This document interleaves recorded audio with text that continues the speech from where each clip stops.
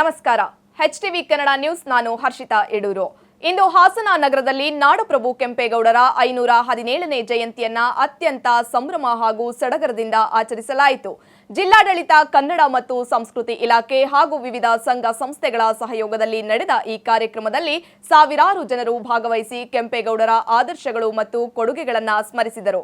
ನಗರದ ಜಿಲ್ಲಾಧಿಕಾರಿ ಕಚೇರಿ ಆವರಣದಲ್ಲಿ ಆದಿಚುಂಚನಗಿರಿ ಶಾಖಾ ಮಠದ ಗುರುಗಳಾದ ಶ್ರೀ ಶಂಭುನಾಥ ಸ್ವಾಮೀಜಿಗಳು, ರಾಜಕೀಯ ಗಣ್ಯರು ಮತ್ತು ಅಧಿಕಾರಿಗಳು ಕೆಂಪೇಗೌಡರ ಭಾವಚಿತ್ರ ಮತ್ತು ಪುತ್ಥಳಿಗೆ ಪುಷ್ಪಾರ್ಚನೆ ಮಾಡುವ ಮೂಲಕ ಕಾರ್ಯಕ್ರಮಕ್ಕೆ ಚಾಲನೆ ನೀಡಲಾಯಿತು. ಜಿಲ್ಲಾಧಿಕಾರಿ ಕಚೇರಿಯಿಂದ ಆರಂಭವಾದ ಭವ್ಯ ಮೆರವಣಿಗೆಯಲ್ಲಿ ವಿವಿಧ ಜಾನಪದ ಕಲಾ ತಂಡಗಳು, ಡೊಳ್ಳು ಕುಣಿತ, ವೀರಗಾಸೆ ಹಾಗೂ ನಾದಸ್ವರದ ಸಾಂಸ್ಕೃತಿಕ ಪ್ರದರ್ಶನಗಳು ವಿಶೇಷ ಆಕರ್ಷಣೆಯಾಗಿದ್ದವು. ನಗರದ ಪ್ರಮುಖ ರಸ್ತೆಗಳಲ್ಲಿ ಸಂಚರಿಸಿದ ಮೆರವಣಿಗೆ ಹಾಸನಾಂಬ ಕಲಾಕ್ಷೇತ್ರ ತಲುಪಿ ಅಲ್ಲಿ ವೇದಿಕೆ ಕಾರ್ಯಕ್ರಮವನ್ನ ನಡೆಸಲಾಯಿತು.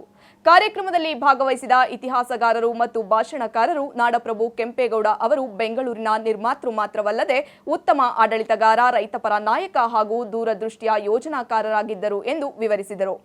ಈ ಕೆಂಪೇಗೌಡರ ಒಂದು ಅದ್ಭುತವಾದ ಇತಿಹಾಸ ಇದೆ. ಬಹಳಷ್ಟು ಜನಕ್ಕೆ ಬರೀ ನಾವು ಒಂದು ಸೂಪರ್ಫಿಷಿಯಲ್ ಹಿಸ್ಟರಿ ಆಫ್ ಕೆಂಪೇಗೌಡ ತಿಳ್ಕೊಂಡಿದ್ದೀವಿ.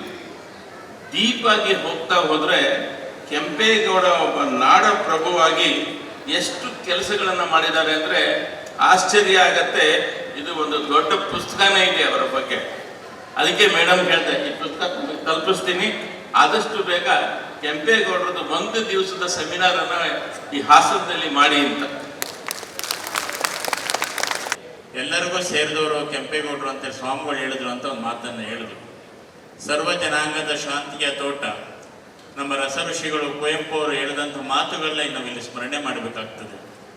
ಎಲ್ಲ ನಾವು ಸಮುದಾಯದ ಅನೇಕ ದಾರ್ಶನಿಕ ವ್ಯಕ್ತಿಗಳ ಬಗ್ಗೆ ನಾವು ತಿಳ್ಕೊಳ್ಬೇಕು. ಬರೀ ಜಯಂತಿಗಳನ್ನ ಮಾಡಿ ಒಂದು ಫೋಟೋವನ್ನು ಇಟ್ಟು ಒಂದು ನಮನವನ್ನು ಮಾಡಿ ಹಾಗೆ ಹೋಗ್ಬೇಡದು. ಎಲ್ಲ ದಾರ್ಶನಿಕ ವ್ಯಕ್ತಿಗಳನ್ನ ನಾವೆಲ್ಲರಿಗೂ ಈ ಸಮುದಾಯಕ್ಕೆ, ಈ ಸಮಾಜಕ್ಕೆ, ಈ ಧರ್ಮಕ್ಕೆ ಏನೆಲ್ಲ ಅವರ ಪ್ರಾಣವನ್ನು ಒತ್ತೆ ಇಟ್ಟು ಇತಿಹಾಸವನ್ನು ಸೃಷ್ಟಿ ಮಾಡಿ ಹೋಗಿರುವಂಥ ಎಲ್ಲ ಅನೇಕ ಭಗವಾನ್ ಬುದ್ಧ ಆಗ್ಬೋದು, ಬಸವೇಶ್ವರ ಆಗ್ಬೋದು, ಅಂಬೇಡ್ಕರ್ ಆಗ್ಬೋದು, ಇನ್ನು ಅನೇಕ ನಮ್ಮ ಏನೇನು ಜಯಂತಿಗಳನ್ನ ಮಾಡ್ತೀವಿ ರಾಜ್ಯ ಸರ್ಕಾರದ ವತಿಯಿಂದ, ಅವನ್ನೆಲ್ಲ ಮಹನೀಯರನ್ನ ಕುರಿತು ಒಂದಷ್ಟು ಅವರು ಮಾಡಿದಂಥ ಕೃತಿಗಳ ಸಾಹಿತ್ಯದ ಬಗ್ಗೆ ಒಂದಷ್ಟು ತಿಳ್ಕೊಳ್ಬೇಕು.